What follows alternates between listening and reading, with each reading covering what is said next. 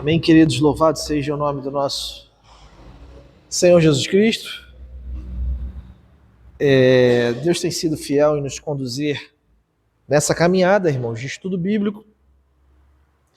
E eu posso dizer para os irmãos que a sua palavra continua sendo base segura para os nossos estudos, para aquilo que nós estamos aprendendo. E a gente precisa ouvir com atenção e, principalmente, aplicar a palavra de Deus às nossas vidas com fidelidade. Então nós estamos avançando nessa série em 1 Tessalonicenses. Temos aprendido sobre uma vida cristã prática, uma vida cristã fiel. Cada texto nos desafia a viver de maneira coerente e hoje nós chegamos a mais um ensino profundo e necessário, irmãos. Esse é o 13º sermão dessa série chamado Fiel. E hoje o tema que vamos refletir é Filhos da Luz. Um tema, irmãos, que fala sobre identidade, um tema que fala sobre prática cristã. E é um tema também sobre como nós devemos viver nesse mundo. Vivemos em um tempo de distração, em tempos de descuido espiritual. Muitas pessoas vivem como se Deus não fosse agir, como se Deus não fosse voltar. Então, a palavra nos chama, irmãos, à vigilância. A palavra nos chama à sobriedade. Então, nós vamos ouvir o que Deus nos ensina nesse texto. 1 Tessalonicenses, capítulo 5, vamos estar lendo do 1 ao 11. 1 Tessalonicenses 5, do 1 ao 11.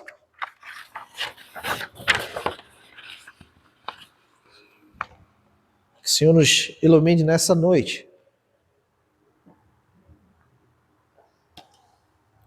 A palavra diz assim, irmãos: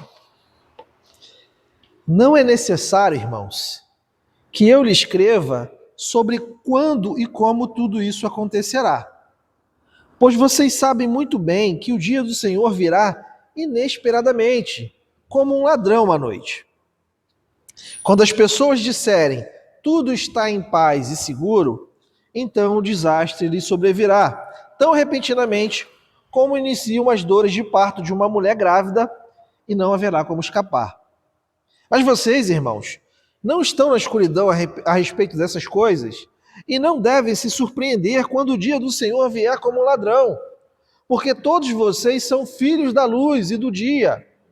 Não pertencemos à escuridão e à noite. Portanto, fiquem atentos, não durmam como os outros, permaneçam atentos e sejam sóbrios. À noite as pessoas dormem e os bêbados se embriagam. Mas nós vivemos na luz, devemos ser sóbrios, protegidos pela armadura da fé e do amor, usando o capacete da esperança da salvação. Porque Deus decidiu nos salvar por meio de nosso Senhor Jesus Cristo, em vez de derramar sua ira sobre nós. Cristo morreu por nós, para que quer estejamos despertos, quer dormirmos, vivamos com Ele para sempre. Portanto, animem e edifiquem uns aos outros como têm feito. Irmãos, nesse texto, Paulo continua falando sobre a volta do Senhor. Semana passada falamos um pouco sobre isso também. Mas agora Paulo ele vai mudar o foco da mensagem para a maneira de como a igreja estava vivendo. Paulo ele quer mostrar para a gente aqui, irmãos, que a verdade exige de nós uma resposta prática. A sua fé, ela precisa moldar o seu comportamento diário. Você diz que tem fé, mas você não vive isso na sua vida pessoal. Você não vive isso nos seus relacionamentos, você não vive isso com seus familiares. Então, o apóstolo Paulo faz um contraste muito claro. De um lado estão aqueles que vivem na escuridão e do outro lado estão aqueles que são chamados filhos da luz. Estão de um lado os filhos das trevas, estão do outro lado os filhos da luz. Essa maneira que Paulo usa para definir a maneira de cada um. Só existe dois tipos de pessoas, meus irmãos. Os filhos das trevas e os filhos da luz. Não existe meio termo. Não existe em cima do muro. Se você de fato não vive uma vida como filho da luz, você é filho das trevas. Então, ser filho da luz não é apenas uma posição, não significa que você está lá, significa que você precisa viver como tal. Então, isso envolve vigilância, isso envolve sobriedade, isso envolve responsabilidade espiritual. Meu irmão, minha irmã, a vida cristã ela não pode ser vivida de forma descuidada. Precisamos estar atentos à vontade de Deus. Precisamos estar atentos ao que a palavra de Deus ensina. A gente precisa, de fato, viver o que o texto nos ensina. Então, para a gente continuar seguindo, Paulo também mostra, irmãos, que essa vida baseada na salvação em Cristo, precisamos viver para... Na verdade, nós não vivemos assim para ser salvos, mas nós vivemos assim porque nós somos salvos, porque somos abençoados. A obra de Cristo, ela garante a nossa esperança, e essa esperança transforma o nosso presente e transforma também o nosso futuro. Então, irmãos, esse texto que nós lemos agora, em 1 Tessalonicenses, capítulo 5, do 1 ao 11, nos chama a viver de forma consciente, nos chama a viver de forma vigilante. Precisamos estar vigiando, precisamos estar atentos sobre tudo que está acontecendo. Então, Paulo fala sobre uma vida marcada pela luz, Paulo fala sobre uma vida marcada pela fé, Paulo fala sobre uma vida marcada pela esperança. Irmãos, uma vida que glorifica a Deus em todas as áreas das nossas vidas. Então, é isso que nós vamos ver agora. O dia que pode vir de repente. O dia que vai mostrar quem são os filhos da luz. Mas o primeiro ponto é sobre isso. O dia virá, o dia virá de repente. Esse é o primeiro ponto. Paulo inicia o versículo 1 dizendo assim, não é necessário, irmãos, que eu lhes escreva sobre quando e como tudo isso acontecerá. O que Paulo está falando? O que Paulo está ensinando? Paulo está falando sobre a volta de Cristo. O que isso traz para a gente? Mostra, irmãos, que a igreja ela já tinha sido ensinada sobre esse assunto. Eles sabiam quando Jesus ia voltar, da forma que Jesus ia voltar. Eles sabiam que Jesus ia voltar. Então o foco de Paulo aqui não é data, mas preparação espiritual. Deus não nos chamou, irmãos, para curiosidade. Deus nos chamou para vigilância. Precisamos vigiar. E aí Paulo continua no versículo 2 e vai dizer o seguinte: pois vocês sabem muito bem que o dia do Senhor virá inesperadamente como um ladrão à noite. Olha a expressão, dia do Senhor. Na Bíblia, dia do Senhor aponta para juízo. Dia do Senhor aponta para a manifestação final de Cristo na terra. O dia que ele vai separar os bodes das ovelhas. E a comparação aqui com o ladrão destaca a surpresa, destaca a imprevisibilidade. Ninguém sabe quando vai ser roubado, não é? Seria muito fácil se a gente soubesse, o ladrão vai passar aqui hoje e vai roubar. A gente não sabe. O ladrão, ele chega do nada. E muitas das vezes, por mais que você esteja preparado, o ladrão te surpreende. E o texto aqui não está dizendo, irmãos, que não vão haver sinais. Vão haver sinais. Nós vamos saber quando Jesus voltará, se estivermos vivos. Mas está fora do nosso controle. Não tem como você ficar marcando no calendário. Olha, Jesus vai voltar tal dia. Vai acontecer isso. Tem um camarada aí que, ele está até famoso agora, que ele sai pichando os patrimônios públicos dizendo que Jesus vai voltar em 2070. Jesus vai voltar em 2070. Ele não vai estar nem vivo, né? Aí é fácil. Prever uma data que você não... Algumas religiões previam isso, os adventistas. O início da religião adventista, eles previam a volta de Cristo. Ó, Jesus vai voltar tal dia. Aí eles foram prevendo. Jesus não voltou? Eles tiveram que recuar. Né? Mas o início da religião adventista, eles começaram assim, ó. Já o nome já diz, o advento de Cristo. Ó, Jesus vai voltar tal dia. Então, esse ensino sobre controle humano, sobre a volta de Cristo, confronta, irmãos, a nossa falsa segurança humana. O mundo, ele vive como se tudo estivesse sob controle. Mas Paulo diz, irmãos, que esse dia virá de forma repentina. Deus age no tempo certo, não é no tempo do homem. Por mais que o homem tente colocar as coisas como controle dele, não está no controle dele. E aí no versículo 3, Paulo ainda vai mais profundamente. Paulo vai dizer assim: quando as pessoas disserem tudo está em paz e seguro, é aquela questão. Vão estar acontecendo guerras, vão estar acontecendo conflitos, e aí as pessoas vão dizer assim, ó, pronto, tá tudo bem. Isso aqui revela para nós, irmãos, um estado de ilusão espiritual. As pessoas confiam em uma estabilidade aparente. Olha, eu vou votar nesse candidato tal, porque nós vamos ficar seguros com ele. Irmãos, as pessoas estão ignorando a realidade do juízo de Deus. Não existe governo humano que represente o nosso Senhor Jesus Cristo.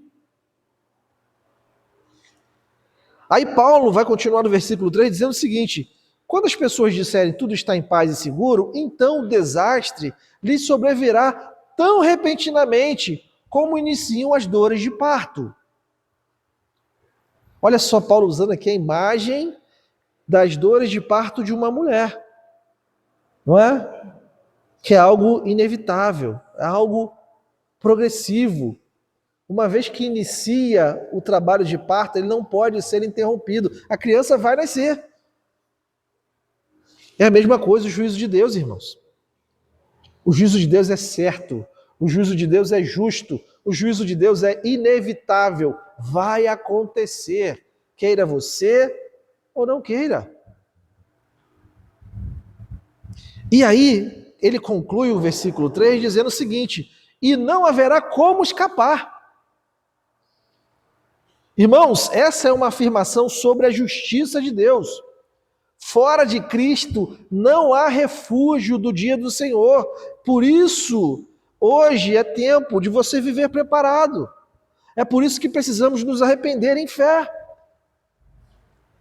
Então o texto aqui aponta para uma data, para o dia do Senhor, onde a igreja, onde o cristão, ele precisa de fato estar preparado.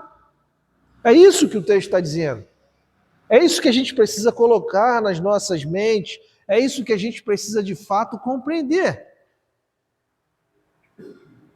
Mas Paulo agora vai partir para um outro ponto, irmãos.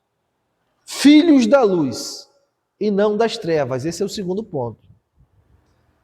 Paulo faz um contraste agora com tudo aquilo que ele acabou de dizer. E ele afirma no versículo 4: mas vocês, irmãos, não estão na escuridão. Olha aqui, vemos a mudança clara de identidade. Irmãos, o crente, ele não pertence mais ao domínio das trevas. O crente, ele foi retirado das trevas e foi trazido para a maravilhosa graça, para a maravilhosa luz. E por isso que Paulo vai continuar dizendo: e não devem se surpreender quando o dia do Senhor vier como ladrão. Se o cristão, que é cristão de fato, se surpreender com a volta de Cristo, tem alguma coisa errada, irmãos. Nós estamos esperando por isso. E as nossas preces, os nossos trabalhos, a forma com que a gente guia e leva a igreja precisa ser para a volta de Cristo. Às vezes a gente pensa muito terrenamente. Às vezes a gente pensa em muitas coisas desse tempo, como se a gente fosse ficar aqui o resto da vida.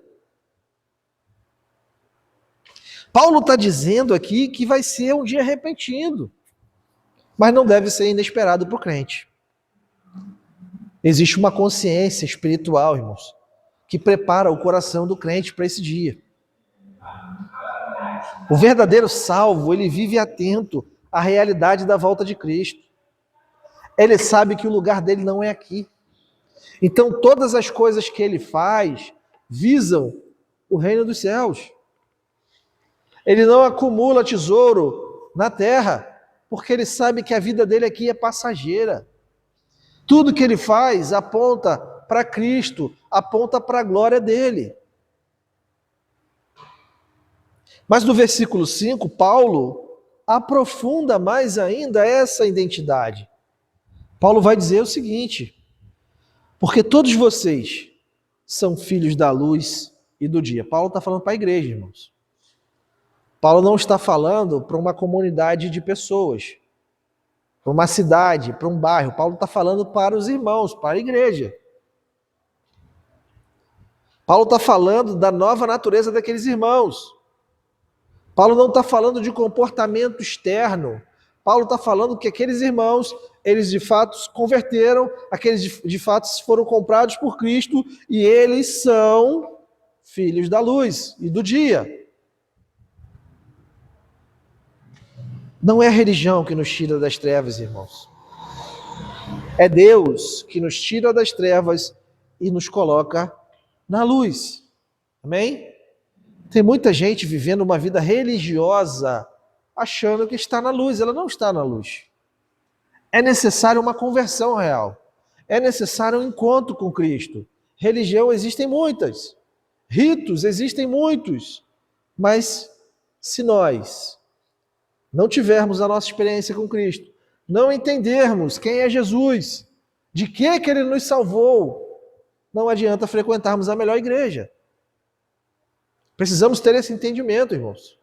Por que estamos aqui? Por que somos cristãos? Por que amamos a Deus? Por que prestamos um culto? Por que oramos? Tudo isso precisa estar claro para nós.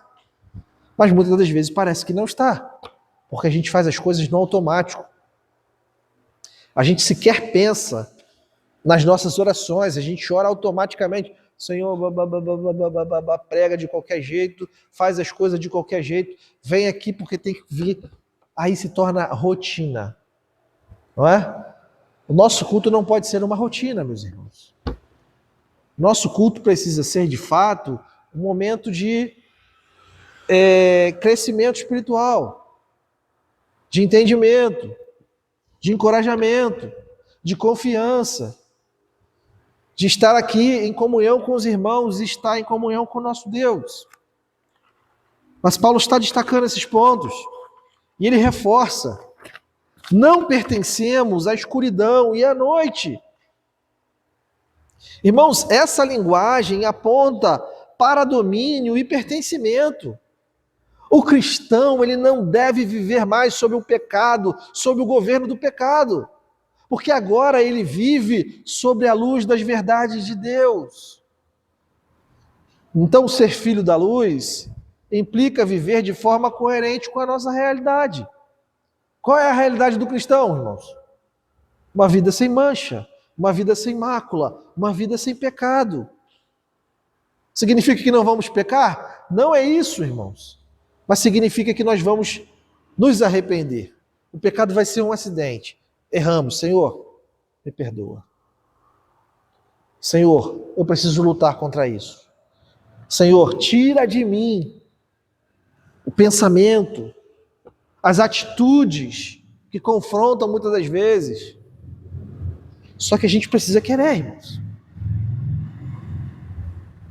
A gente muitas das vezes tem aquela síndrome do crente Gabriela, né? Eu nasci assim, vou viver assim, e é isso. Mas não pode ser assim, irmãos. O cristão verdadeiro, ele luta contra a sua natureza.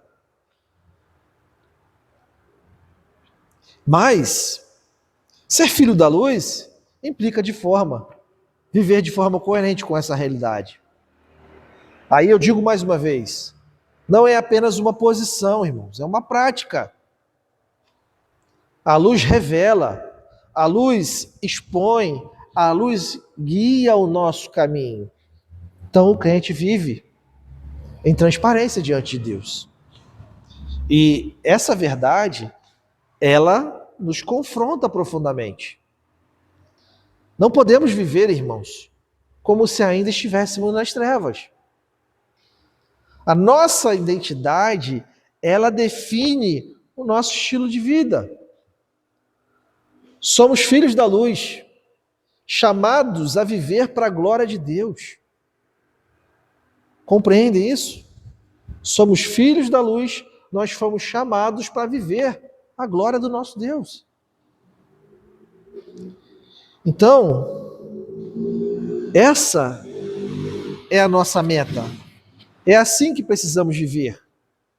Mas chegamos ao ponto de número 3, irmãos, que também é importante observarmos.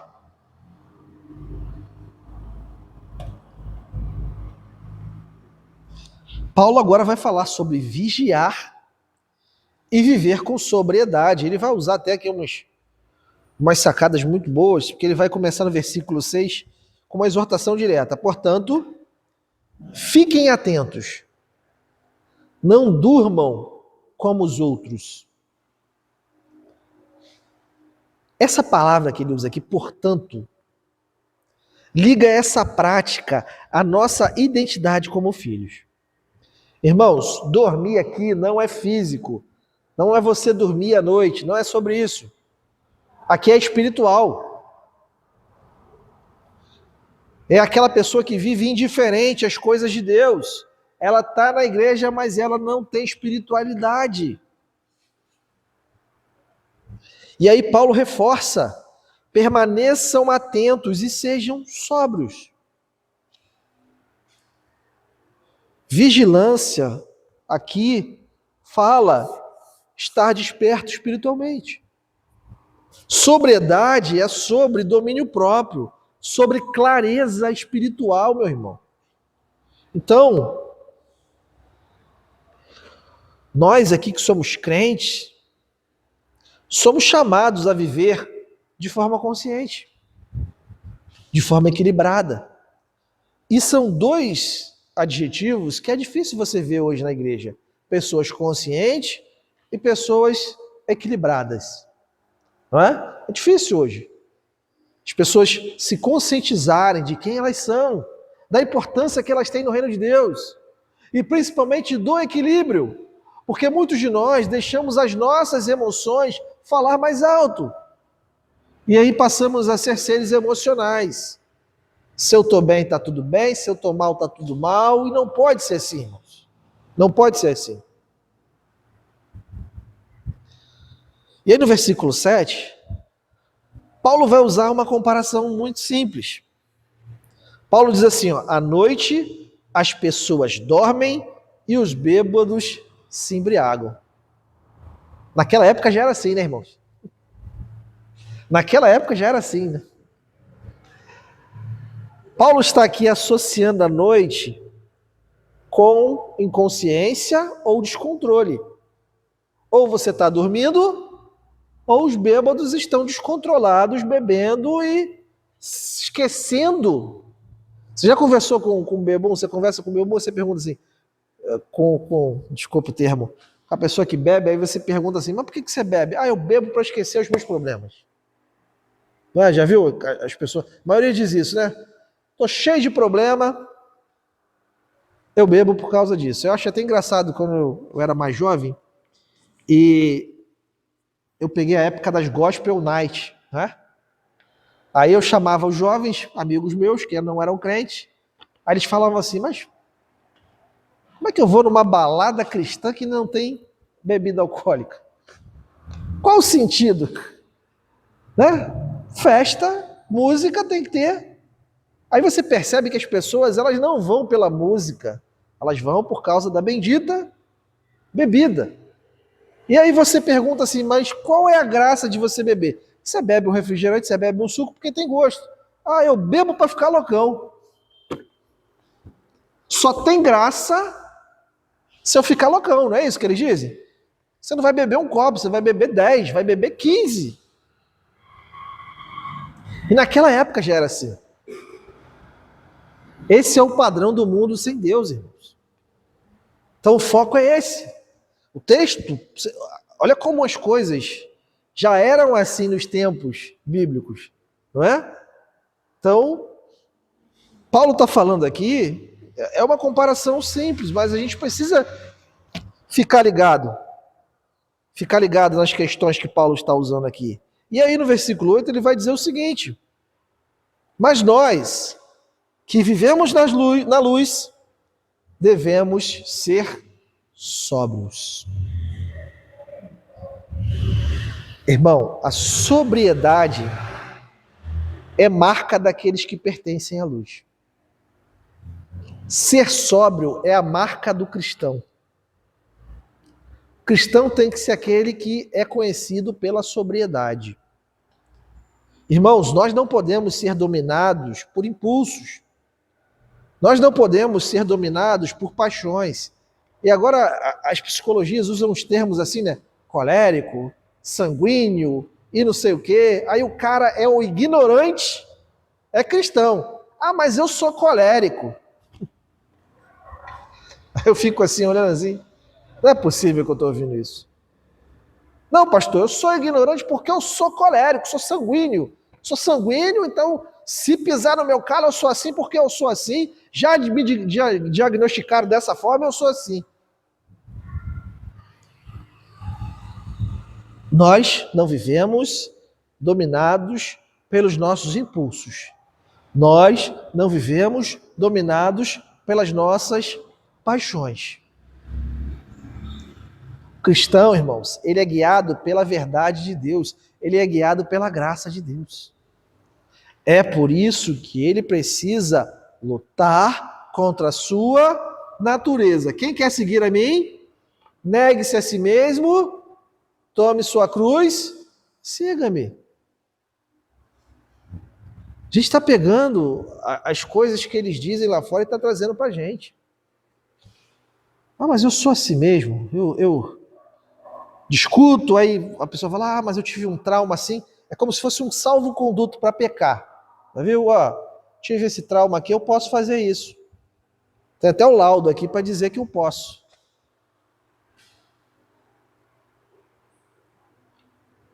A gente precisa, de fato, irmãos, olhar para o texto, entender o texto e aplicar isso nas nossas vidas. E Paulo está dizendo isso. Paulo, ele vai usar agora a imagem da armadura espiritual, irmãos. Aí ele vai dizer no versículo 8 o seguinte: protegidos pela armadura da fé e do amor. A fé, irmãos, é aquilo que nos firma em Deus. Se você quer permanecer firme no Senhor, é a fé que vai fazer você ficar firme. O amor é o que regula os nossos relacionamentos. Irmãos, essas virtudes, elas é que guardam o coração do crente. Fé e amor. Se não tivermos fé e não tivermos amor, nós não somos cristãos. Nós não somos cristãos.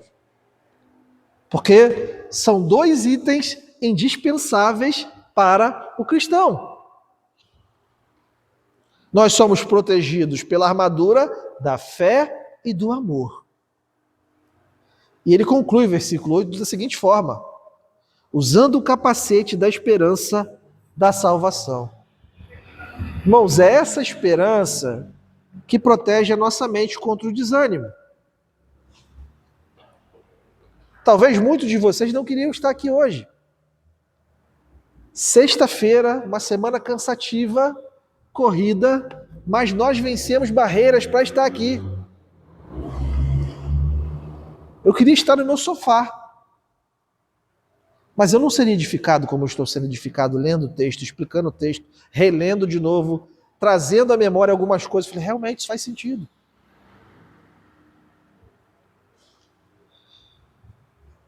O texto está dizendo, irmãos, que a esperança protege a nossa mente contra o desânimo.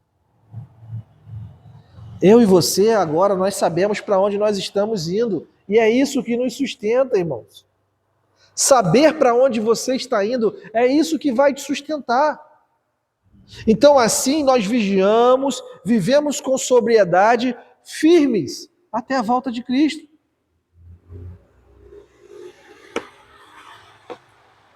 Mas o último ponto,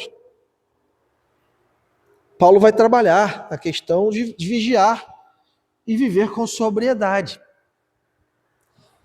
Paulo agora vai mostrar a base da nossa segurança. Porque é muito fácil eu falar assim para vocês, Jesus vai voltar, mas qual é a base disso?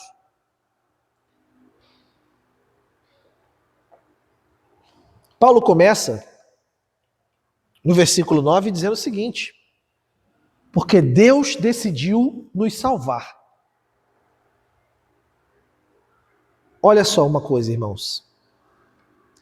A salvação, ela começa na vontade soberana de Deus. É Deus que decidiu te salvar, irmãos. É Deus que decidiu salvar a sua igreja. É Deus que decidiu mandar o seu filho para morrer por sua igreja. Então toda obra salvífica começa em Deus. Nós não somos o centro de nada. Estamos aqui para servir. Estamos aqui para dar as nossas vidas para Ele. Isso não é uma conquista humana, irmãos. Isso é graça. E o texto continua. Porque Deus decidiu nos salvar por meio de nosso Senhor Jesus Cristo. Notem, irmãos, Cristo é o único meio da salvação. Não é você guardar o sábado, não é você estar inscrito no hall de membros da sua igreja, não é você deixar de fazer um monte de coisa, isso são consequências. A salvação está no mérito de Cristo.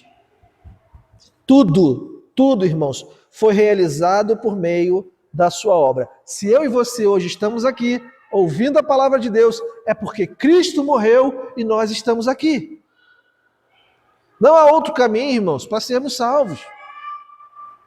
Todas as religiões, fora o Evangelho, pregam sobre a questão meritória do homem. Pode ver qualquer religião, você vai ver lá um mérito. Você vai na igreja adventista, você tem que guardar o sábado. Se você não guardar o sábado, você não vai ser salvo.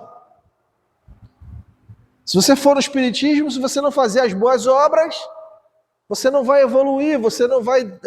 eu não sei como é que eles creem, se a alma evolui para reencarnar e etc. A forma que eles creem é meio bagunçada. Mas todas as religiões, elas acreditam em mérito. É meritocracia. Nós não. Nós acreditamos na graça. Então Paulo ainda acrescenta no versículo 9. Ele vai dizer, em vez de derramar, vou ler o versículo todo, porque Deus decidiu nos salvar por meio do nosso Senhor Jesus Cristo, em vez de derramar sua ira sobre nós. Irmãos, nós merecíamos a ira. Nenhum de nós merecemos o céu. Nenhum de nós merecemos a salvação. Todos nós merecemos a ira. Não vai ninguém para o inferno sem merecimento. Todos os que vão para o inferno, todos os condenados vão porque merecem estar lá. Porque pecaram. A Bíblia diz, todos pecaram e destituídos estão da glória de Deus. Todos carecem. Não há um justo sequer, não há ninguém que faça o bem. Então, esse texto revela para nós que, por causa do pecado, nós merecemos o juízo. Irmãos, a ira de Deus, ela é justa e certa contra o pecador. Mas saiba de uma coisa, em Cristo, nós fomos livrados desse juízo. E Paulo está ensinando isso. Em Cristo, vocês estão livres desse juízo. Agora vocês podem viver as suas vidas, mas uma vida que agrade ao Senhor. uma vida que aponte para Cristo, uma vida que de fato glorifique o nome dele. E aí nós chegamos ao versículo 10, onde Paulo fala assim: Cristo morreu por nós, irmãos. Nós quem? Igreja. Cristo morreu pela sua igreja. Essa é a doutrina que nós chamamos de substituição. Ele morreu em nosso lugar. Ou seja, o justo sofreu pelos injustos. Para quê? Para nos salvar. E nós nunca vamos encontrar mérito nisso, irmãos. Então a gente precisa olhar para esse texto, entender o que ele quer dizer e fazermos algumas perguntas. Senhor, eu não mereço, mas mesmo assim o Senhor me salvou. O que eu devo fazer em resposta a essa salvação imerecida? Falar do Evangelho para outras pessoas. De forma intencional. De forma intencional, irmãos. Estamos confundindo o nosso dever como cristão fazendo outras coisas. Outras coisas às quais nós não fomos chamados, irmãos. Nós somos chamados para fazer discípulos. Não adianta nada, irmãos, a gente matar a fome do povo e o povo não crê em Cristo. A não ser que a gente faz isso, mas falando de Jesus. Se a pessoa não crê, aí é um problema dela. Por isso que Paulo vai continuar dizendo, ainda no versículo 10, para que Cristo morreu por nós, para que quer estejamos despertos, quer dormimos, vivamos com Ele para sempre. Olha só como aponta para a segurança eterna em Cristo. Seja na vida, seja na morte, aquele por quem Cristo morreu pertence a Ele. Amém? Aquele por quem Cristo morreu pertence a Ele. Irmãos, a nossa esperança é viver eternamente com o Senhor. A esperança do crente é essa. Nós é que mudamos o foco, queremos as bênçãos aqui. Senhor, me abençoa, me dê isso, me dê aquilo. Tudo o que recebemos aqui é temporário, irmãos. Tudo o que recebemos aqui é temporário. É o que eu tenho dito todo domingo. Às vezes batalhamos tanto por alguns sonhos.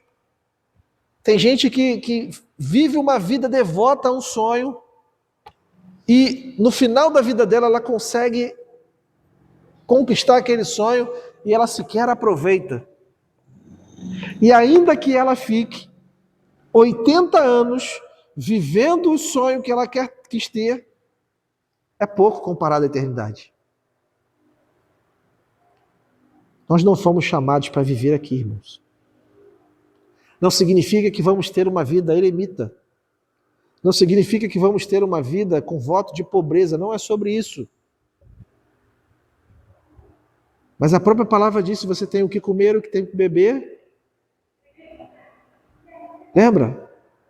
Olha as aves dos céus. Elas não plantam, elas não colhem. Mas Deus as sustenta. Paulo vai terminar o versículo 11 da seguinte forma: portanto, animem e edifiquem uns aos outros. A salvação, irmão, ela não nos isola. Pelo contrário, ela nos une como igreja. A gente tinha que fazer um culto, todo dia, todo mês a gente tinha que fazer um culto aqui para a gente celebrar a nossa salvação. Agradecer a nossa salvação. A gente agradece a tanta coisa, né? Comprei um carro. Vou fazer um culto de gratidão porque eu comprei aquele carro que eu queria. Olha, meu filho passou na federal, vamos fazer aquele culto de agradecimento e tal. E em muitos casos o filho até se desvia. Tive um caso da minha família assim. Investiram no menino, Vamos botar ele para estudar e tal, estudar filosofia. O garoto nem crê mais em Deus.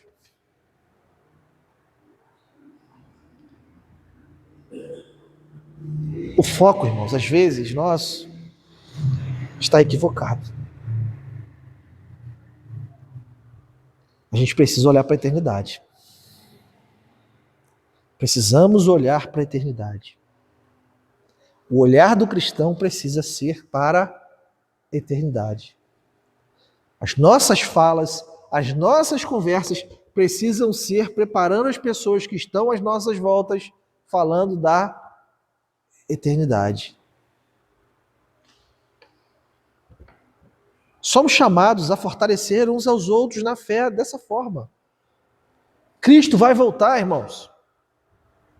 Cristo vai voltar. E precisamos viver como um povo salvo, como um povo edificado, perseverando juntos. Nós precisamos viver isso em nossas vidas. Infelizmente, muitos crentes abraçaram o materialismo. Muitos crentes abraçaram o consumismo. Eles só querem consumir. Eles só querem ter. Eles só querem ganhar. Eles só querem receber. Não divide nada, não distribui nada. É só para mim, é só para mim, é só para os meus. Nada nesse mundo é para sempre, irmãos. O mundo que eu falo é este século que nós estamos vivendo. Todas as coisas precisam ser pensadas para a eternidade. Como é que nós vamos usar esse templo aqui para abençoar vidas, para que elas possam chegar aqui e estar na eternidade conosco? Como é que nós vamos usar os nossos recursos para que as pessoas conheçam a eternidade que a gente tanto fala? Esse é o nosso paradigma, irmãos. Esse é o nosso drama. Porque a gente vive uma vida aqui nesse mundo onde a gente precisa cuidar dos nossos, mas a gente precisa também ensiná-los que tudo aqui passa. Tudo aqui é passageiro. Em um piscar de olhos, a gente já está no fim da nossa corrida. E a única coisa que a gente vai levar daqui é aquilo que a gente plantou espiritualmente. Ah, pastor, eu não vou participar não, porque tenho minhas coisas pessoais para resolver. Não estou dizendo, irmãos, que a gente vai abandonar a nossa família, um final de semana que você pode passar com o seu familiar. Não estou falando sobre isso. Porque às vezes, o final de semana que você vai passar com o seu familiar que não é crente, lá você vai conseguir semear mais do que aqui na igreja sentado, ouvindo apenas. O que eu estou dizendo é que nós precisamos ser intencionais. A grande questão é que quando nós estamos lá, nós também descansamos. Nós estamos fazendo as mesmas coisas que eles estão fazendo. Em vez de olharmos para os nossos compromissos familiares como um campo a ser semeado, a gente está usufruindo da mesma forma que eles estão usufruindo. Precisamos estar sóbrios.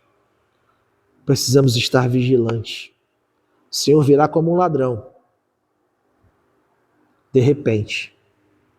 E quando menos esperar, irmãos, Ele voltará. Mas a gente também não sabe quando nós vamos partir. Ele pode voltar para alguns de nós antes. A gente não sabe, irmãos. A Bíblia fala que a nossa vida é como um vapor que se evapora rapidamente.